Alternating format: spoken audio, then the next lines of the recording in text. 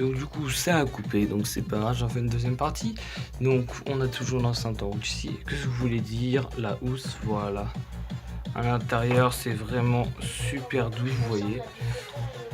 On a exactement la place pour l'enceinte. Donc attendez, on va l'éteindre. Peut-être vous voyez avec le téléphone, c'est déjà beaucoup moins. Le son est beaucoup moins bien avec le téléphone, donc on va mettre l'enceinte à l'intérieur. Tac.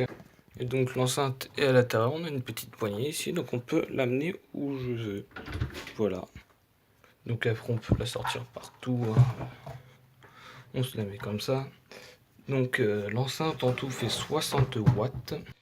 Et d'après ce que j'ai entendu dire, la JBL Extreme fait 40 watts.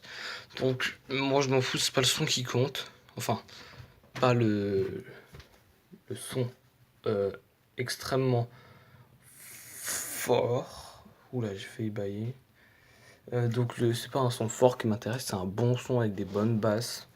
Moi j'aime bien les basses, d'ailleurs la preuve, j'ai une petite batterie ici. Donc j'aime bien les basses, voilà. Donc après on peut faire ce qu'on veut, soit on s'achète une grosse enceinte avec des grosses basses si on en a envie, mais qui peut faire un son dégueulasse au niveau des aigus, voilà. Soit on peut s'acheter une petite enceinte pas très chère, enfin pas très chère. Celle-là coûte quand même 180 hein, à la base, elle coûtait 150. Mais c'est quand même bien quoi, ça les vaut vraiment pas, ça veut aller au moins 200 euros. Je suis très fier de mon achat. Donc en plus c'est qu'elle peut pas, vous voyez, faut vraiment mettre de la force pour que ça déplace, puisqu'en dessous on a des petits plastiques, donc là vous les voyez pas, mais antidérapants en fait, vous voyez. Donc celle-là n'est pas waterproof, elle ne résiste pas à l'eau, la preuve, à l'intérieur on a des trous, voilà.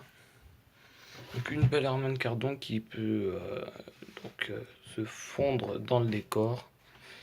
Donc voilà, elle est assez fine, même si elle fait environ au moins 10 cm. Elle fait 27 cm en hauteur, donc elle est un peu grande, mais ça va, sinon c'est pas ça qui compte, c'est le son qu'elle procure. Et donc voilà tout, ce sera tout pour cette enceinte. J'espère que ça vous aura plu. Donc l'enceinte a une autonomie de 8 heures et une charge de 5 heures quand elle est vraiment vide, il n'y a plus rien. Je connais des enceintes qui ont 24 heures d'autonomie comme la Boomer de JBL, par contre ça c'est du jour, elle est à 500 balles. Donc le son à ce qui paraît n'est pas terrible, voilà. Donc voilà, surtout, oui je suis un peu nu puisque vous voyez ici là, 30 degrés. Il fait extrêmement chaud. Donc ce qu'il y a c'est que surtout, voilà désolé j'ai dû changer de main. Si vous voulez une bonne enceinte avec des bonnes basses, des bons aigus et des bons tweeters qui sonnent pas mal, qui pètent pour la plage ou pour votre intérieur, pour faire la fête quoi. Donc la Harman Kardon Onyx Studio 4 est vraiment pas mal. Après je vais voir ce que je vais peut-être l'acheter demain. Moi je vais voir la JBL Extreme. J'espère que je dirai en bleu parce que j'aime bien le bleu. Bon bref, mais on verra quoi. Si je l'ai, bah on fera une vidéo aussi.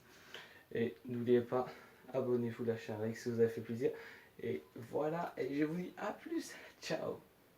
Bon alors comment on éteint ça là?